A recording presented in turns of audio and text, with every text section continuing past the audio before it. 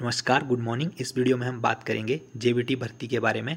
तो जैसा कि आप सब जानते हैं, सुप्रीम कोर्ट का डिसीजन कुछ टाइम पहले आ चुका है कि जेबीटी भर्ती में जेबीटी वालों को ही नौकरी दी जाए और जो बीएड डिग्री धारक हैं उनको नौकरी उसमें ना दी जाए। तो हिमाचल सरकार ने बीएड धारकों को 156 बीएड धारकों को जेबीटी के पदों पर नियुक्ति दे दी थी। और ये कब दी थी?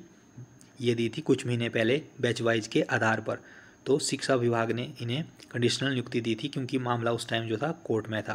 अब सुप्रीम कोर्ट का फैसला आने के बाद शिक्षा विभाग जो है कोर्ट के ऑर्डर को एग्जामिन कर रहा है और इसके आधार पर ही कार्रवाई होगी। जेबीटी के पद पर नियुक्त किए गए बीएडओ को हटाने की मांग की गई है। तो जो जेबीटी प्रशिक्षु हैं उन्होंने एक बार फिर से शिक्षा मंत्री से मुलाकात की है और कहा है कि जो जेबीटी के पद पर बीएड वाले लगे हैं उनको हटाया जाए, कि अगर हिमाचल में सुप्रीम कोर्ट का फैसला लागू नहीं होता है तो फिर से सुप्रीम कोर्ट में इसके लिए लड़ाई लड़ेंगे। तो हिमाचल के कोर्ट में भी इसकी अब सुनवाई है और कोर्ट के ऑर्डर को अधिकारी भी समझ रहे हैं। बीएड डिग्री धारकों ने कहा है कि उन्होंने सरकार के आदेशों पर डीएलएड का ब्रिज कोर्स किया है। इसके बाद सरकार ने उन्हें जेबीटी टेट में बैठने की अनुमति दी है। और साथ ही बीएड डिग्री धारकों ने कहा है कि नियमों के तहत सरकार ने कई बीएड डिग्री धारक जिन्होंने डीएलएड का ब्रिज कोर्स व टेट पास किया है उन्हें ही जेबीटी के पदों पर नियुक्ति दी है। बीएड डिग्री धारकों ने सरकार से जल्द उनका रिजल्ट घोषित करने की मांग की है तथा पात्र बीएड को जेबीटी भर्ती में शामिल करने का मामला भी उठाया है। फिलहाल एक बार फिर से जेबीटी व बीएड का मामला प्रदेश में गर्म हो गया है। सरकार सुप्रीम कोर्ट से आए फैसले को लॉ विभाग के साथ मिलकर एग्जामिन कर रही है।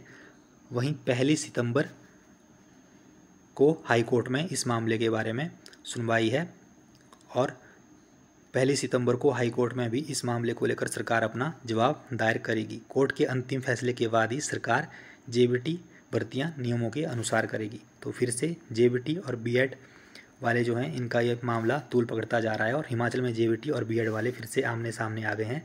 और काफ़ी लंबे समय से ये मांग चली थी कि जेबीटी की जो भर्तियाँ हैं उन पर जेबीटी वालों को ही भर्ती किया जाए और बीएड वालों को भर्ती ना किया जाए। अब बात करते हैं शिक्षा विभाग में 6000 पदों को भरने के बारे में। तो शिक्षा मंत्री रोहित ठाकुर ने कहा है कि नौकरी पर लगना और हटाना कोर्ट के आदेश से ही होगा, लेकिन उनकी प्राथमिकता जो है वो 6000 पदों को भरने की है, जो कि काफ़ी समय से खाली पड़े हैं। और जैसे ही नया चयन आयोग गठित होगा वैसे ही 6000 पदों को भरने की भर्ती प्रक्रिया शुरू कर दी जाएगी।